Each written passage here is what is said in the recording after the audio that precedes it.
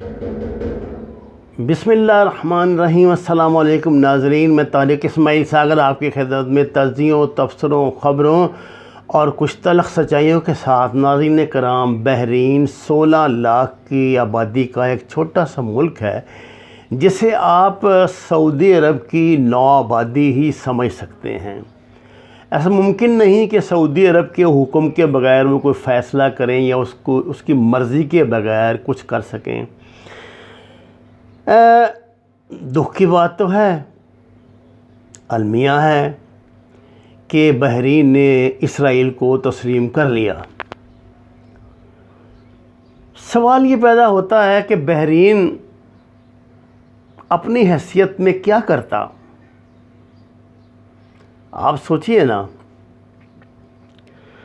ان بیچاروں کو تمام معاملات میں سعودی عرب کی طرف دیکھنا پڑتا ہے، اور سعودی عرب کو یہ ڈیوٹی دی گئی ہے کہ شہزادہ سلمان کو کہ آپ نے یہ مہم جو ہے نا اس کو نقطۂ عروج تک پہنچانا ہے۔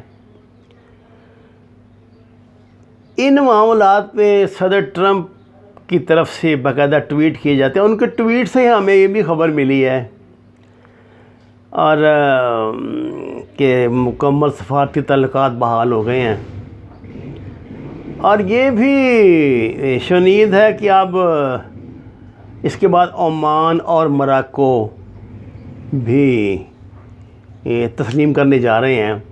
شاید اگلے 1-2 میں تمام مسلمان ملک جو عرب میں چھوٹے چھوٹے جو دوسرے ملک ہیں، افریقی ملک بھی، چاڈ نے بھی میرا خیال کر لیا ہے، بوسنیا نے بھی کر لیا، یہ سب ان سب سے اسرائیل کو تسلیم کروایا جائے گا۔ میں اس کو دوسری طرح دیکھتا ہوں۔ دیکھیے، آپ کی جو پرسیپشن ہوتی ہے نا، وہ آپ کا مشاہدہ، آپ کا علم، آپ کا نالج، آپ کے تجربات کی بنیاد پر بنتی ہیں۔ ایک بندے نے زندگی بہت اچھی ہی گزاری ہو تو وہ اچھا ہی کوئی نتیجہ اخذ کرے گا، تصویر کا اچھا ہی پہلو دیکھے گا۔ ہماری بدقسمتی یہ ہے، میرا بھی تعلق اسی نسل سے ہے کہ جب میرا شعور بالغ ہوا تو میں نے مسلمانوں کا ڈکلائن ہی دیکھا، اور یہ دیکھا کہ اس کے پیچھے ہمیشہ کوئی نہ کوئی سازش ہوتی تھی۔ اس سازش کے ہم بیوقوفوں کی طرح حصہ بن جاتے تھے اور اپنے ہاتھوں سے اپنی تباہی کر لیتے تھے۔ یہی اب ہو رہا ہے، اور کیا ہو رہا ہے۔ اسرائیل اگر عمان نے بھی اور کر لے گا، اس میں کوئی اب مجھے کوئی خوشگوانی نہیں کرنی چاہیے، تو پھر بالکل وہ گوادر کے سامنے آ کے بیٹھ جائے گا۔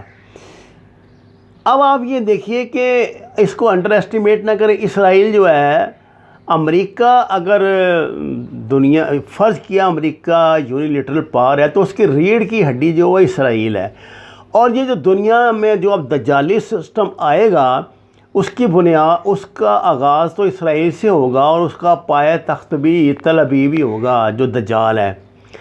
مجھے آقا صلی اللہ علیہ وسلم کی ان باتوں پر تو میرا ایمان ہے کہ انشاءاللہ مکہ اور مدینہ میں دجال داخل نہیں ہوگا، جو مرضی ہو جائے، مکہ مدینہ میں دجال داخل نہیں ہوگا۔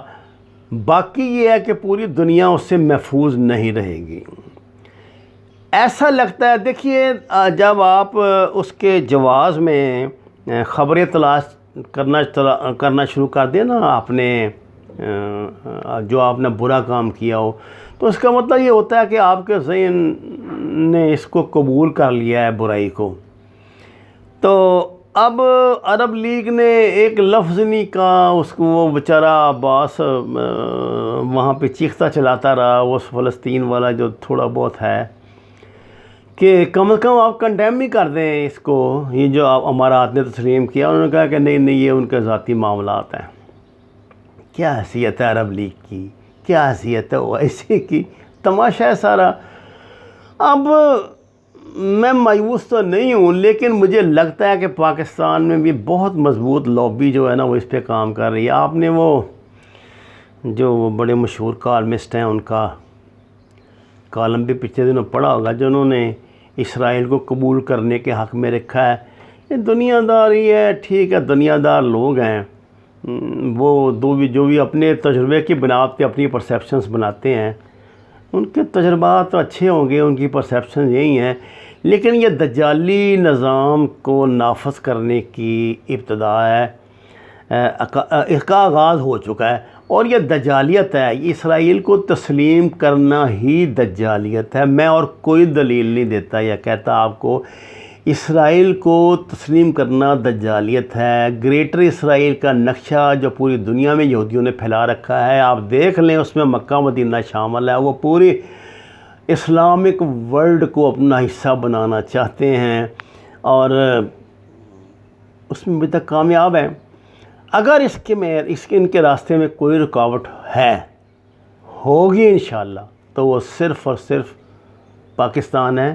پاکستان سے محبت کریں، پاکستان کا خیال رکھیں، پاکستان کو سنبھال کے رکھیں اس آخری جنگ کے لیے جو انشاءاللہ تعالی ہم نے لڑنی ہے۔ وما علینا الا البلاغ المبین۔ ناظرین کرام، درخواست ہے قرآن اور نماز کو ترجمے کے ساتھ جانیے، ہمارے چینل کو سبسکرائب کریں، لائکس دیں اور سچ کے سفر میں ہمارے ساتھی بن جائیں۔